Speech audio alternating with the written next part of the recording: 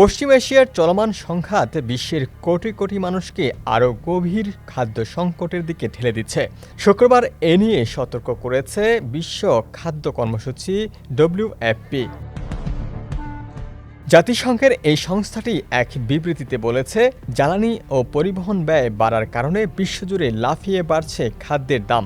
অন্যদিকে তীব্র তহবিল সংকটের কারণে ত্রাণ সংস্থাগুলো তাদের সহায়তার পরিধি কমাতে বাধ্য হচ্ছে। চলতি বছরের ফেব্রুয়ারিতে যুক্তরাষ্ট্র ও ইসরায়েলের যৌথ হামলার পর ইরানকে ঘিরে যে আঞ্চলিক সংঘাত শুরু হয় তা পারস্য উপসাগর থেকে লেবানন পর্যন্ত ছড়িয়ে পড়ে। ফলে হরমুজ প্রণালীসহ গুরুত্বপূর্ণ নৌপথে জাহাজ চলাচল বাধাগ্রস্ত হয়।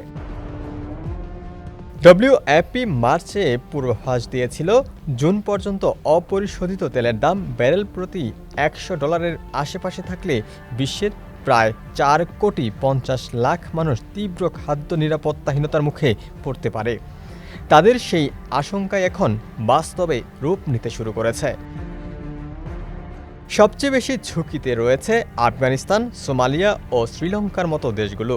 জ্বালানি ব্যয় বৃদ্ধি, খাদ্যের মূল্যের ঊর্ধ্বগতি, আয় কমে যাওয়া এবং পণ্য সরবরাহে বিঘ্ন ঘটায় এসব দেশের সাধারণ মানুষ জীবনযাত্রার ব্যয় মেটাতে হিমশিম খাচ্ছে।